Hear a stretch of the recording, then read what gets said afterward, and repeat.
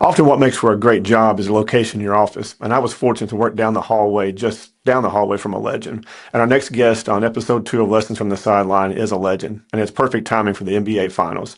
Our guest today is Coach Brendan Suhr, with over 25 years as a coach and executive in the NBA, including 2 championships with the Detroit Pistons, head scout for the '92 Olympic Dream Team, head coach in the CBA, and executive in the CBA, assistant coach collegiately, associate head coach collegiately. He's brought a ton of experience to what he's now doing. He's brought an entrepreneurial mindset and approach to his coaching, from consulting to coaching you live podcast to coaching you live events, books. There's something for everyone. And today's episode, from coaching to leadership to entrepreneurship, there's something for each and every one on this episode. If you like what we're doing and you like this episode, we'd love for you to click like and subscribe. Let's get started with Coach Brendan Suhr.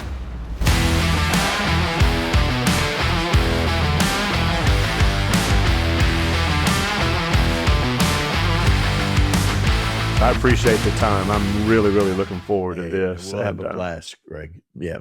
So we'll get rolling right here if that's good for you. Awesome. Thank you. All right. We'll start with we'll try to come up with a high fastball right here to you, just right off the start. Damn. Now let's just jump in. Obviously, your coaching career has been phenomenal, and the things you've been exposed to. But knowing all that, if you could go back 10 years, what's something that you may have changed your mind on now, looking back over this 10-year period? Yeah, I think as we both know, Greg, coaching has totally changed. I started coaching 55 years ago and 48 years ago this June in the NBA. And I'm embarrassed when I was coaching the NBA how little I knew, and now how much I know compared to what I did then. I tell Isaiah, Joe Dumars, guys like that all the time, I apologize. You never got to see the best version of who I am. It's now, because I keep learning, I keep growing. I was unconsciously competent. I had no idea what the hell I was doing, and now I understand that, first of all, Greg, coaching is about taking players where they can't take themselves. That is the whole key. It's the same deal. You're a hell of a parent. It's the same deal, man. It's about parenting. When those babies come, they have no chance of making it unless they have parents that can guide them and help them, nurture them. And that's the essence of what coaching is.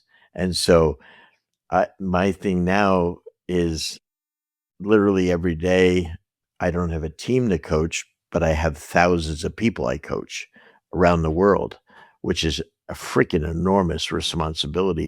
Coaching 12 players it was easy. And now my thing is, what can I do every day to develop myself so I can keep pouring into people? And what can I do to develop others? That's where I start. Because you can't pour out till you pour in. I mean, and it's the same thing with it. You have to pour into others so that they can pour out, and it just trickles down. Exactly. And so I think that's one of the things. And the lifers, so to speak, the Bob Starkeys, Gino, Saban, Belichick, Coach K, all these guys that have been doing it, Kim Mulkey, is people that do it for an awful long time. They've learned, and they're not the version of themselves they were 30 years ago. They wouldn't have lasted. And what you learn is you learn to trust other people that work for you. You learn to hire really good people. Bob and I did a Starkey, it is, hopefully your listeners will get to know Bob by his first name.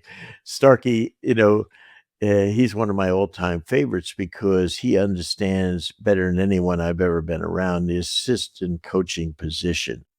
And I was an assistant for 95% of my career. And the people that are in assistant coaching positions in men's and women's basketball and in football, they don't understand that your job is to assist the head coach and to make them better. It's not about promoting your ass and making yourself look good, which is misunderstood. And I think I think that's what Bob really articulates well. And one of the best podcasts we ever did was him defining what it takes to be a really good assistant. And we spent an hour and 10 minutes on that. People either thought it was the best podcast they ever heard or saying, what a waste of time. And I know who the people were that thought it was a waste of time. Well, then that will speak for itself there. On that note, leading from the middle, you've done both, and you've been around phenomenal leaders.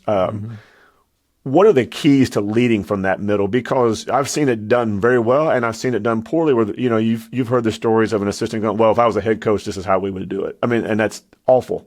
Yeah, the worst. But yeah, what are some keys out there for those guys that are leading from the middle? Well, I think what you really have to learn in coaching is you have to learn how to lead up, you lead sideways, and you lead down. What the hell does that mean? Leading up as an assistant is leading up to my head coach.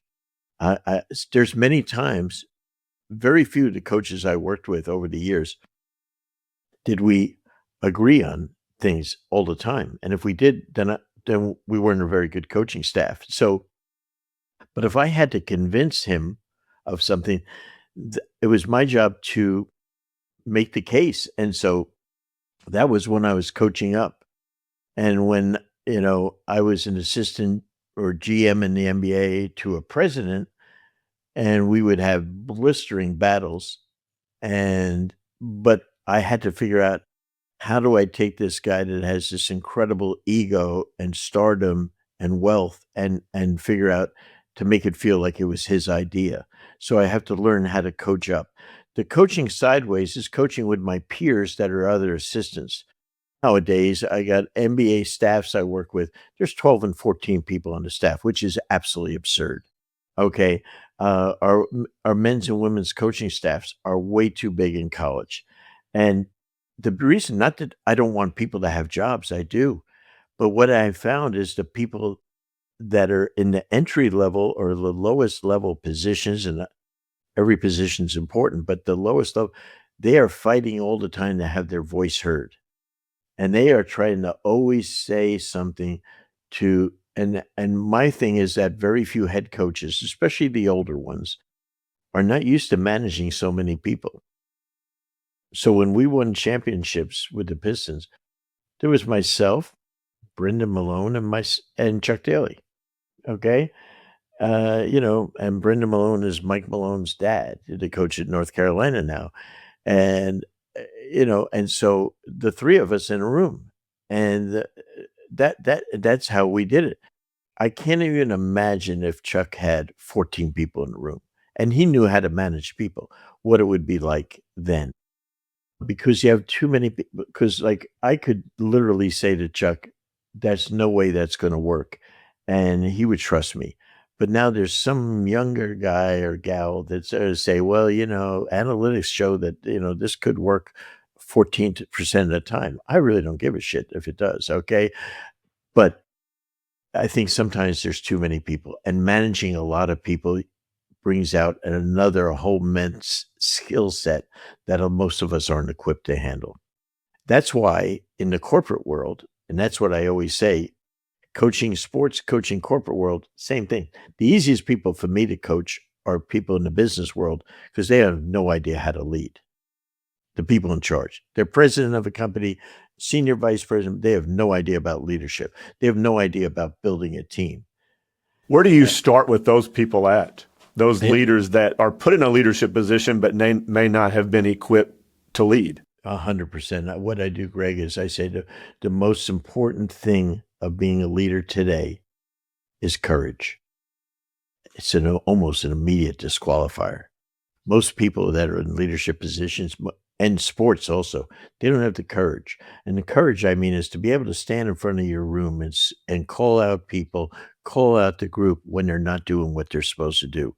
That doesn't mean berating people. That doesn't mean, but being able to lead people, hold them accountable, and have the courage to do it, knowing it's not going to be popular.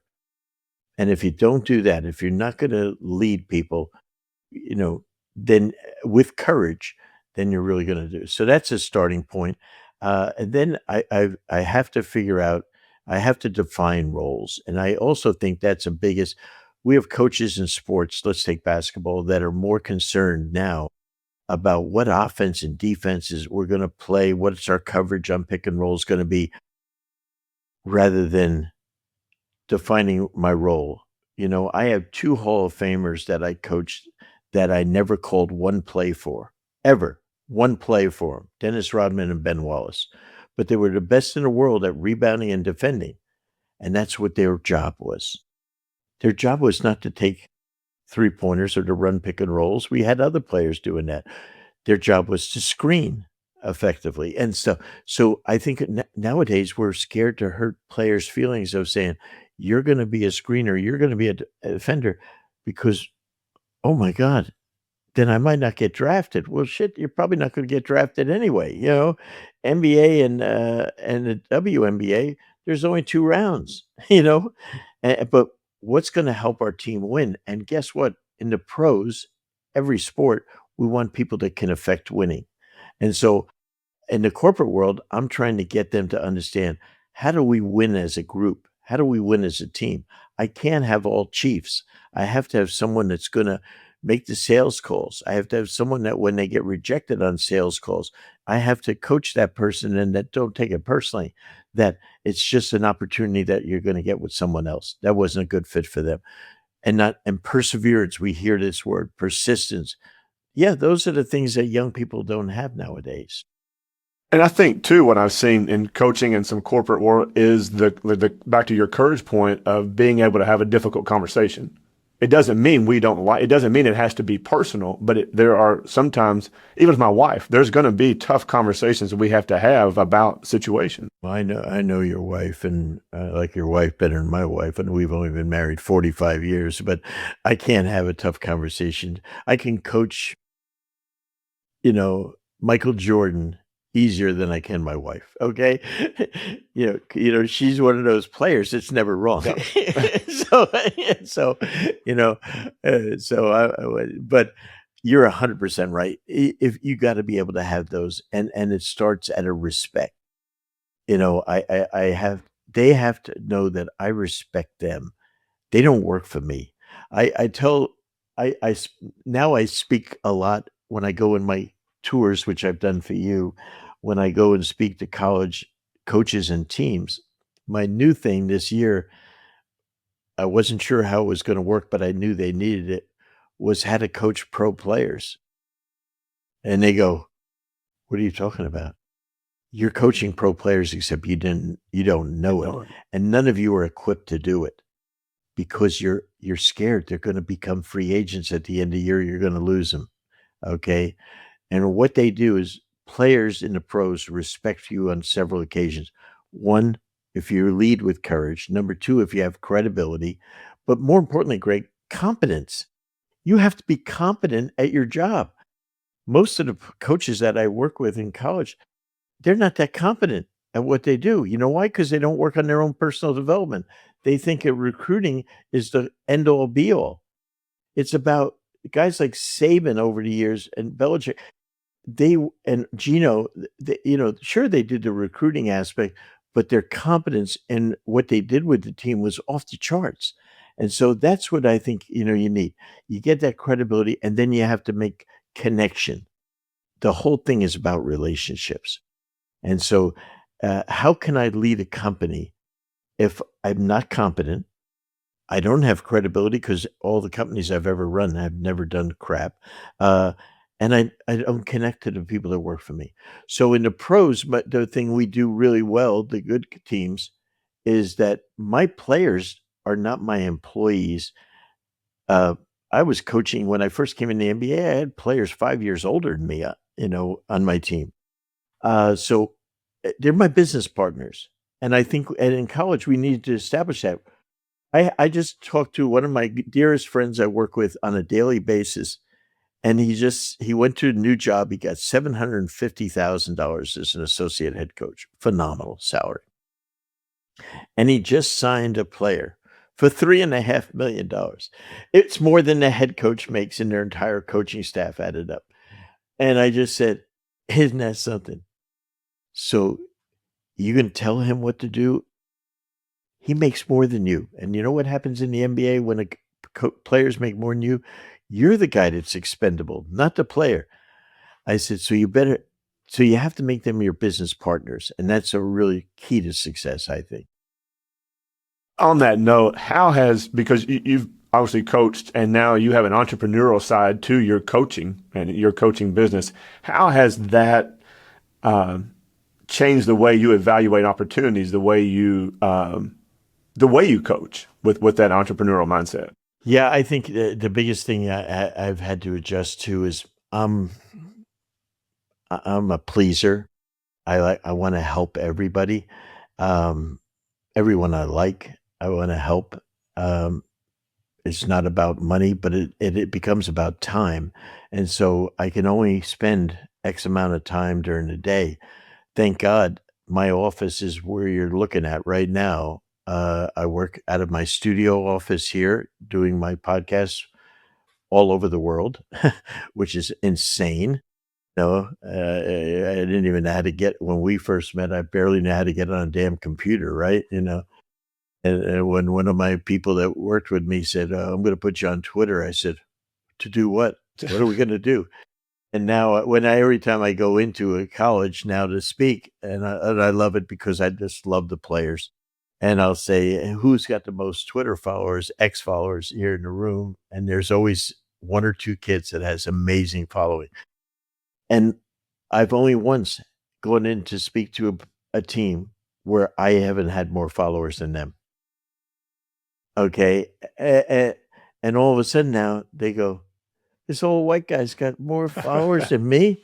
Shit." And yeah, because I'm coaching others. I'm trying to help people that are actually coaching you guys. And then the biggest thing, Greg, is figuring out we've gone to become a global business now. Before, it was about running some camps or clinics in a part of this country that we lived in, and now the I'm probably one of the more upset people in this country right now because we were doing a very thriving business in the Middle East because they're so eager. They really wanna get better. They really wanna learn. They're really into sports. They wanna use it for tourism. So they were really great customers. So my business is really I don't care about oil and gas prices. I need to get on the court. I need safety for my friends over there in the different Gulf states. And so, but we do a ton in Australia, Asia, Europe. Who would have ever thought, you know? And now when we have our events in Vegas every year for the last 12 years, we've done it 18 years. You have coaches from China, Philippines, Japan, all coming to the thing. It's a worldwide thing. The world is now and the podcast has helped, 140 countries now listen to our podcast. We've been doing it for so many years. And then the other podcast I have that's based in London called Hoop Genius, that is throughout the whole Middle East and all of Europe. It's absolutely incredible. But now it's because it's an NBA only show.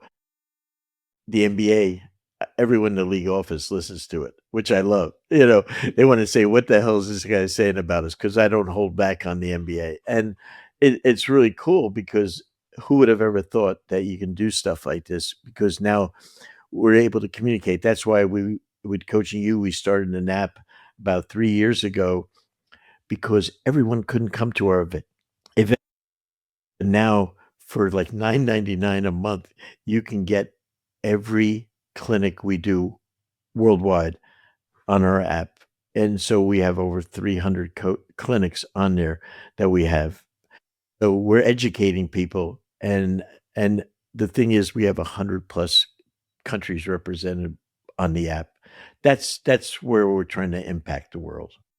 Well, and on that note, things have changed so much. And Bob and I were talking about the fact that we all grew up working camps. Coach Meyer had the largest camps in the country. And then when I became a high school coach, we worked those camps. And then you would end up at, I would go work Majerus's or I would go wherever. And that's where you learn to teach because you were teaching knucklehead boys in a summer camp. And, you had to get the message across and you learn how to speak in short phrases. So now it's shifted because of NC compliance issues and people aren't running camps and it's just different. Do you think that that's the best way that we can impact is the way you're doing now to teach younger coaches how to teach and even older coaches us how to teach the game better? Yeah, no, my biggest concern and why we do Coaching You is not for money. And it's about, I'm very scared about the coaching profession in all sports because a lot of good people have gotten out because of all the BS that's going on with parents at the high school level. You know, all the crap that goes on in the colleges because of AAU and now because of the different people, that are involved from a financial standpoint, the shoe companies, et cetera. So that a lot of good people we've lost, frankly, in the game. So I am very concerned about that. Uh, you know, I almost, I'm going to say it, but I really don't want to, but is my friends at IMG down in Bradenton, Florida, years ago, we went down there to do some work with them, and literally they had an interest in buying the company because they saw the vision that they could basically certify and license coaches all over the world. And that's kind of like that's where we're working towards right now. That's our mission statement. And we'll do that in sport first, because coaching's coaching, no matter what the sport is. And we can actually develop Coaching You in volleyball, Coaching You in football. It really doesn't matter the sport. Um, and Train those teaching and communication skills and because there's an art and a science Yep. of coaching. So the science of coaching is the technique and stuff like that. But you and I both know the art of coaching is more important, frankly. Your message will never be heard if you can't communicate it. So I think that's the most important thing is teach the coaches how to coach young people. And then the other thing is I think there's a huge opportunity, which everyone is taking advantage of in the corporate world and the entrepreneurial world of coaching coaches, which I do, but coaching people, even individual performers, to perform better. I don't call myself a basketball coach anymore, Greg. I call myself a performance coach. And I do that when I go in and speak. I said, yeah, I used to be a championship basketball coach, but for 50 years, I've never coached basketball. I coach people. And so this is about I can help teams, coaches, and players perform better. That's the whole thing. And businesses love that. And that's where I think that's the whole message now is performance. How do you make people perform better? And that is that's my whole thing. And there's a lot of ways, as you know, Greg, a lot of players, you could just tell them what to do and they would be able to do it. 95% of the players you and I coached, we had to put them on the floor and they had to do it to learn best. My podcast, our app won't help the people really do it because unless I can get them and put my hands on them on the floor, they might not get the full experience, but it's better than nothing. That's the way I look at it. Well, it's always fascinating to me. You go to a bookstore and you go to the business section, it's coaches' books. You go to the sports section and it's business books because they can't live without the other, and the skills are so, and it's an overused term, but transferable between those two things. How, when you're coaching, we're talking about like coaches need reps on the floor teaching. How are you taking those reps in the corporate world? How do you help them get, as opposed to just talking philosophy, how do you help them get reps in that way? Yeah, I mean, what you try to do is I've tried to put them through exercises that I have for them in our seminar, and then tell them to take it back and work on it with their team. And some are really able to, and they excel at it, and others they can't. They just don't have the personality. Personality is a huge factor in this, as you know, to lead. To lead. They always say, "Oh, so and so is a great coach." Why? He has, like John Calipari's. I love John. His charisma is off the charts. I really don't care what offense or defense he plays, but his players believe in him unequivocally, and that is a high form of leadership. And he can sell. The key thing in coaching, in business or sport, is, can I get my team, my players to buy into what I'm teaching, right? And the only way they do that is if they believe in you. And so Cal's one of those people, they believe in him. And so guess what? Why'd you go to Arkansas? Because I believe in Coach Cal. And that's a damn good reason. You know, and so, but I try to give them some exercises like we would do in basketball coaching and say, try these things and then do it. And then you got to problem solve out of it. But it's really difficult in that world because, as you know, we're really good coaches when I get to practice with my team for 6 or 8 months. Like my friend John Gordon, who makes almost $100,000 for 50 minutes of speaking now. I tease him all the time. You know, you're incredibly entertaining. You're giving incredible content and knowledge, but you're not going to change one person's behavior because you can't in one practice. One, and so we entertain, and hopefully you get to follow up more. But unless the reason we practice and why the playoffs are at the end of the season, not the beginning, is because now we practice and now we get to show what we can do under pressure. Under pressure. And that's the key thing in business and sport. You have to perform under pressure. Some people can, some can't. Well, we always know those SEAL SEAL thing about you rise to the level of your training. You're not gonna exceed your training ever in what you're doing. You will sometimes. You will, and that's when you get extraordinary performances. You know, under the conditions. You know, all of a sudden, that's when you see a guy who's played well all year, and then all of a sudden he goes for 30 or 40 points in a particular game, but it's not going to be replicated on an often basis. It's not sustainable. Yeah. Sustainable, exactly. Let me ask you this. You were talking about it's hard. What would you look for in hiring a staff? And the reason I ask, I think a lot of times, I think that's the key to being a head coach right off the bat, that you can start your career in a good way or a bad way based on, and it may not be a bad person, but a bad hire. For example, I think you need someone that can see potholes in front of you. If you're a visionary leader, you're just going and blowing and you're that alpha type, you need someone, I think, that can see that. It either can see it or they've been through it to know, hey, there's a big bump up here ahead of this curve. What's your thoughts on hiring that staff? Yeah, Bob Starkey and I agree with everything Bob does, but you know, he actually did a survey when he was doing on assistant coaches from head coaches, and his survey said loyalty is number one factor. That's what we have right now in the White House, loyalty to the president, which I think you must be loyal to the president. But my thing, and I've known Donald J. Trump for 45 years, okay? And unbelievably likable guy with a great personality. When he was 45, when he was 35 and 40, when I first met him, he just owned every room he walked into. And the thing about that, the difference right now is, and I'm not comparing running the United States to running a sports team by any means, okay? I got you. It's trying to run this country is a freaking mess to try to do that. So this is not a political speech, but what I do is all the stuff that he has to do every day. There's no one in the world that knows every one of those things. So what you have to do is hire the most competent people that are trustworthy, and their overall mission is not about me, it's about we. It's about a team aspect. And the team is USA, right?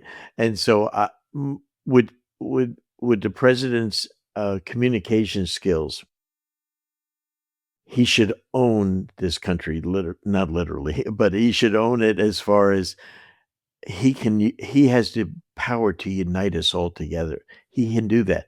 And I often say that if it was a sports team and you had half of the team disliking you and half of the team liking you, you'd probably get fired as it, right? And, but my challenge would be to get someone in this country that historically that can take 350 million people, not the adults, 200 million adults or whatever, and try to unite us as one. Then we do have the most powerful country in the world. Right. Yeah. It's one team. Yeah. Yeah, one team. Exactly. We do that when the Olympics come up. We do that in different events when that happens, and we're incredible. But I wish we do that when we root for our individual sports teams, where our fan bases are maniacal, literally the word. Loyal. Yeah. Incredible about that. But I would love that if we did that. But I would hire the most competent assistant coaches. Yeah, sure, I want someone that can recruit. But in the NBA, where we don't really have recruiting, and the player acquisition is a separate department, I'm looking for the best of the best in on offensive and defensive sides of the ball. That's what I'm looking for. I'm looking for competency. I don't want people that all think like me either. I want people that can bring something to the table that I don't know. And I think that's what makes coaching partnerships incredible. If you look in football, which I think is the model for sports coaching because it's so many players, etc., is that these head coaches hire an offensive coordinator and they hire a defensive coordinator and they hire someone to do special teams. And I'm saying they trust those people to run their companies, their little mini companies. And sometimes they don't even know what plays they're running. And you know what? That's trust, and that's hiring competency. And I think that's what we should be doing, and every company out there, because I do work with a lot of corporate people, and that's why I try to tell them, don't hire someone to do your job. Hire someone to run the important tasks in the thing. Hire the best marketing guy. Hire the best salespeople. Hire the best customer service people. All those are different skill sets. And just because you're a great salesperson doesn't mean you're going to be a good sales manager because you might not be able to, you might not be, you're a performer. The ultimate sales performer doesn't mean you're going to be good to run a sales team. Different skill set. I mean, that's a great segue into the next part. There's that adjustment of moving over, and we've done it from that assistant spot to the head coaching spot. There's a difference between running a program and coaching a team. And no different than going from being a senior vice president to a CEO type deal. What are some keys you think when you make that transition of moving from where you were? Obviously, if you're an assistant, you were a very, very good assistant, and you probably had an element scouting or recruiting or post play that made you elevate it. Now you're moving into a whole different skill set. Yeah, my thing is, Greg, just because you were phenomenal in that role doesn't mean you're going to be a good head coach. You got to make sure that you're doing it for the right reasons. There's nothing wrong with being the senior VP of Apple. You don't have to go then be the majority owner of a startup company in tech. Fit in your role. I have a friend of mine that's coaching one of the best assistant coach, associate head coach of one of the best NBA teams now. And he's getting head coaching opportunities. Guess what? They're with the worst NBA teams. And I said, you could be out of coaching in 3 years, or you could win 3 championships in the next 3 years.